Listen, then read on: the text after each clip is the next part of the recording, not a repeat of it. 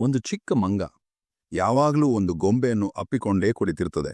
ಇದನ್ನು ನೋಡಿ ಜನರು ಹೇಳುತ್ತಿದ್ದಾರೆ, ಯಾರೋ ಅದನ್ನು ದತ್ತು ತೆಗೆದುಕೊಂಡಿದ್ದಾರೆ ಅಂತ. ಆದರೆ ಇದು ನಿಜನಾ ಅಥವಾ ಸೋಷಿಯಲ್ ಮೀಡಿಯಾ ಗಾಸಿಪ್ನ? ಇಂದು ನಾವು ಸಂಪೂರ್ಣ ಸತ್ಯ ತಿಳಿಯೋಣ. ಇಂದು ಜಗತ್ತನ್ನೇ ಇಮೋಷನಲ್ ಮಾಡಿದ ಒಂದು ವೈರಲ್ ಮಂಗದ ಕಥೆಯನ್ನು ನೋಡೋಣ.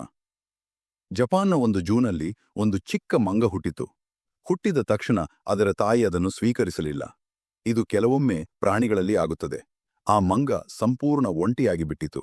ಆಗ ಜೂ ಸಿಬ್ಬಂದಿ ಅದನ್ನು ಕೈಯಲ್ಲಿ ಸಾಕಲು ಶುರು ಮಾಡಿದರು. ಅದಕ್ಕೆ ಭದ್ರತೆ ಮತ್ತು ಆರಾಮದ ಭಾವನೆ ಬರಲು ಒಂದು ಮೃದುವಾದ ಗೊಂಬೆಯನ್ನು ಕೊಟ್ಟರು. ಆ ಮಂಗ ಯಾವಾಗಲೂ ಆ ಗೊಂಬೆಯನ್ನು ಹಿಡಿದುಕೊಂಡೇ ಇರುತ್ತಿತ್ತು.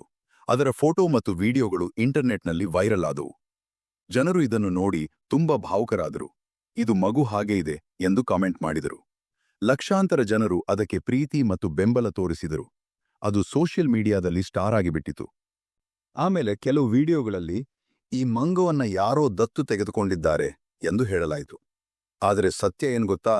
ಯಾರೂ ಅದನ್ನು ಮನೆಗೆ ತೆಗೆದುಕೊಂಡಿಲ್ಲ. ಅದು ಇನ್ನೂ ಜೂನಲ್ಲೇ ಇದೆ. ಆದರೆ ಅದು ಸಾಮಾನ್ಯ ಮಂಗಗಳ ಸಾಮಾಜಿಕ ವರ್ತನೆ. ಇದೀಗ ಒಳ್ಳೆಯ ಸುದ್ದಿ ಏನೆಂದರೆ, ಆ ಮಂಗ ನಿಧಾನವಾಗಿ ಬೇರೆ ಮಂಗಗಳ ಜೊತೆ ಹೊಂದಿಕೊಳ್ಳುತ್ತಿದೆ. ಕೆಲ ಸಮಯದಲ್ಲಿ ಅದು ಗೊಂಬೆಯನ್ನು ಬಿಟ್ಟು ಇತರ ಮಂಗಗಳ ಜೊತೆ ಆಟವಾಡುತ್ತದೆ. ಈ ಕಥೆ ನಮಗೆ ಏನು ಹೇಳುತ್ತದೆ ಅಂದರೆ, ಪ್ರಾಣಿಗಳಿಗೂ ಭಾವನೆಗಳಿವೆ. ಅವರಿಗೆ ಸಹ ಆರೈಕೆ ಮತ್ತು ಪ್ರೀತಿ ಅಗತ್ಯ.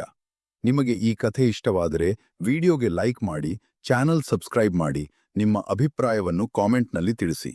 ಮುಂದಿನ ಆಸಕ್ತಿದಾಯಕ ಕಥೆಯೊಂದಿಗೆ ಮತ್ತೆ ಭೇಟಿಯಾಗೋಣ.